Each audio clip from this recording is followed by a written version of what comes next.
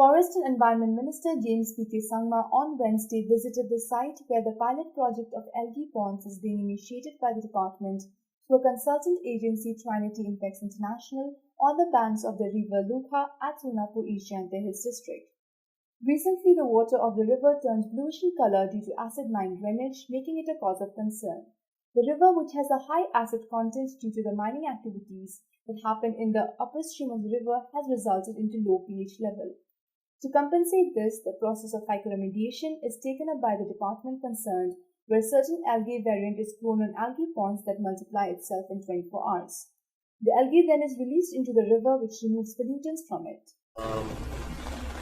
This method that is there behind me, as you can see, is a way of algae that hyperremediation is basically a process where algae is used to break down, accumulate, break down the certain components which are there in the river, which create high acidity.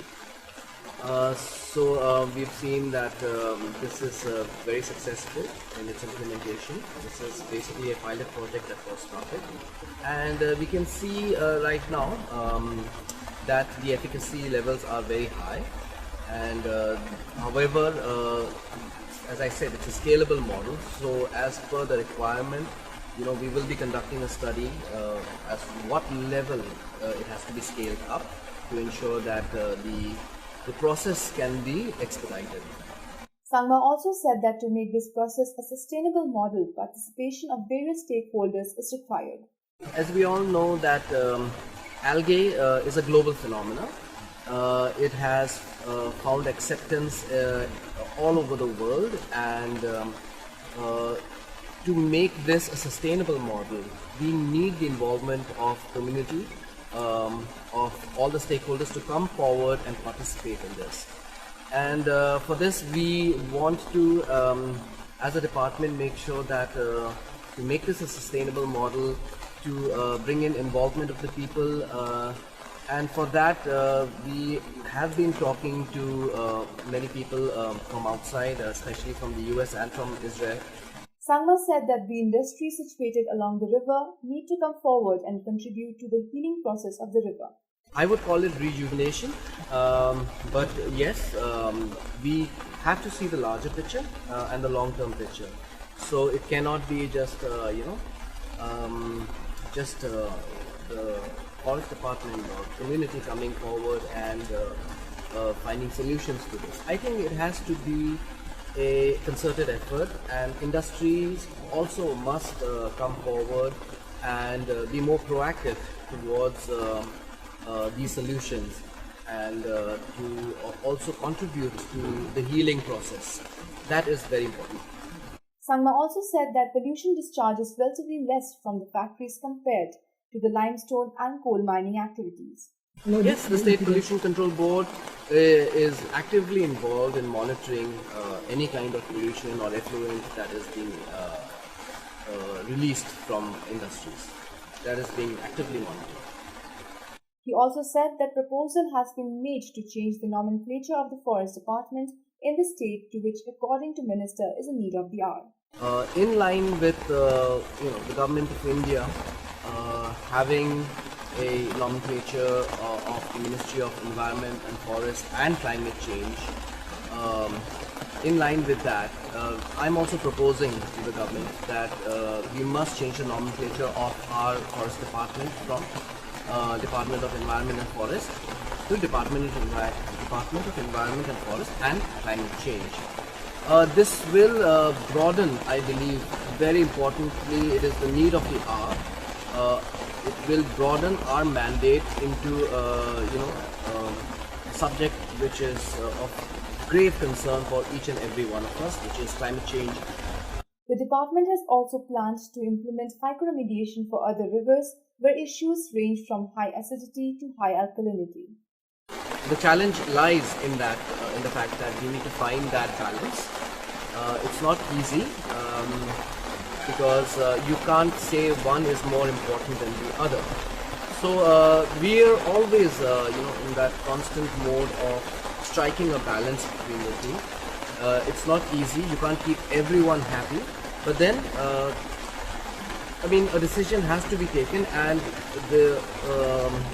we have to move ahead. So it's very important that in the move towards economic growth, we also have a very, very conscientious mind and thought towards the environment and the ecology, and to protect that delicate balance that is there, that exists. Dayap Herbalamare, the secretary of Sonapirdi village, said that over the years they have put continuous pressure on the governments to save the river, which is a source of livelihood for many villagers. He informed that it was until March 3, 2021 that the construction of the 2.5 crore station housing 14 algae ponds started as part of the pilot project. A few more sites along the river have also been proposed for this purpose. Kitchnong hi badan harut dong kene kaba ni semu tade ya ka sarkar kajing sankhya ado ki minister level ado ki district administration level dan aku juga por ni semu ro ya kini kitchnong di badan ni kitchnong di bayar trilang ban ni ban komno ban penyim ban ado baiba ado ki nong sankhang ban trilang komno ban penyim ya kene kaba nama ni bakal along la ajan do ki yang idon kam ya ka solution ma long term solution de ka short term solution de scientist ki yetu ba andala la kutjong slap monsoon de tin konkret na ya kanya gawa na kanya kai pon badan amne de kalong lakli ya ki scientist yang ka effective result kalong 100% de semua lada ka ni gawa 100% ro karena kalong ka dimentai yang ini nang sang badan gawa kiba imja na kanya gawa kiba kwai nanta kidan kitchnong kibala promote tourism ni gawa. Speaking on how such an initiative can bring about balance and rejuvenate the river, while the existing factories and mining sites along the river are still functioning, Lamare said,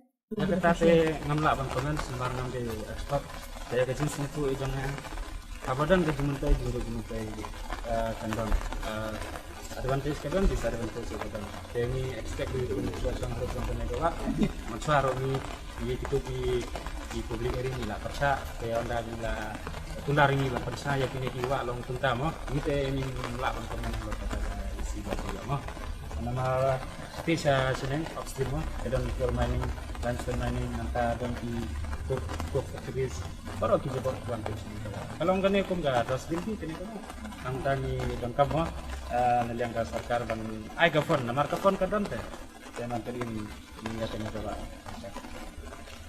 It may be mentioned that the Lukha River also flows through the Narpo Wildlife Sanctuary, and concerns have been raised over the toxic water affecting the rich flora and fauna of this sanctuary.